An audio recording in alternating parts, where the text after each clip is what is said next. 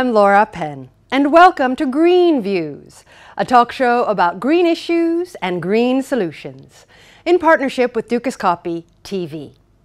Governments spend 20 to 40% of their GDP on the procurement of a wide variety of goods and services, ranging from furniture to building new highways. With this kind of buying power, governments have the potential to drive green growth. Joining us in the studio today to make the case for the commissioning and the investment in green infrastructure is Oshani Perera. She is the Director of Public Procurement and Infrastructure Finance at the International Institute for Sustainable Development. Oshani Perera, welcome to Green Views. Lovely to be here, Laura. Thank you for inviting me. What exactly is green infrastructure? It is infrastructure that brings the best value for money. Not the cheapest to commission, but the cheapest to commission, to use, to own, to operate, to maintain, and to decommission, if there is decommissioning, at the end of the asset life cycle. So across the life cycle, what brings best value for money is green. And I've heard of this term, infrastructure deficit. What is that? Good question. It is the chronic lack of infrastructure across the world. So in poorer countries, it's staring at you in your face. You have potholes in the roads, you need better roads, you need railway lines, you need airports, you need ports, you need railway stations. And then the social infrastructure is missing.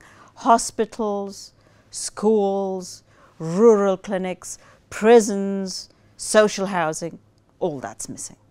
And then in the richer countries, we need infrastructure too. We need better railway signals. We need better underground stations, and we need more and better metro facilities.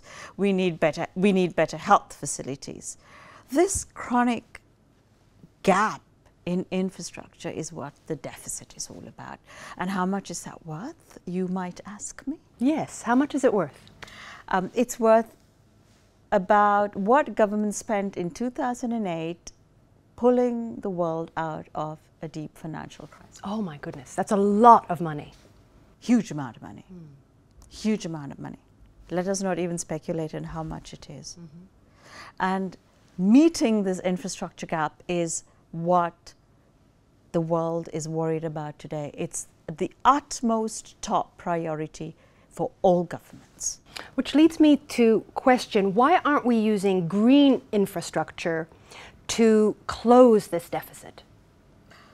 Two reasons, Laura, two reasons. The first one is because governments, politicians, policymakers, investors, citizens, we don't know what green is. We don't know about green design, or not enough about green design. We are just learning about green technologies. We don't know about green engineering. We sure know very little about green architecture. And therefore, because we don't know, we can't price. And because we don't know, we can't bring to market. And that is why.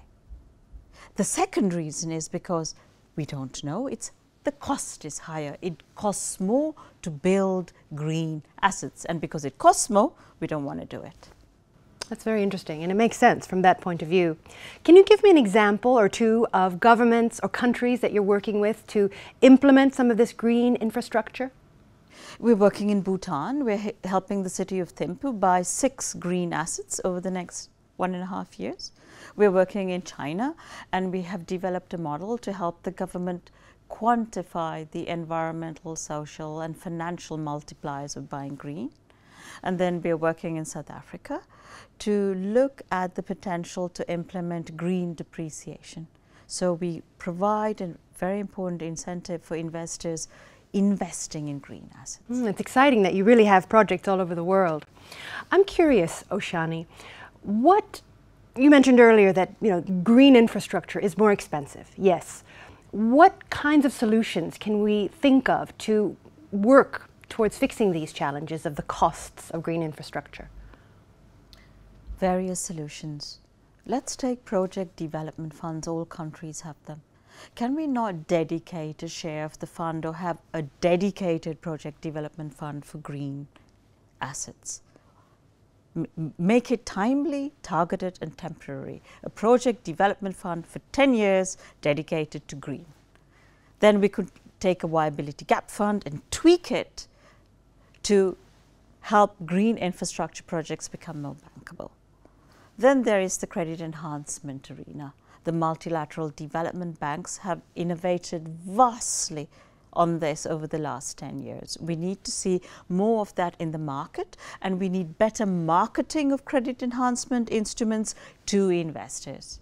And then finally, we need more work and more leadership from governments to step in to buy prototype green designs and bring them into the market. Use their buying power to bring new technologies into the market.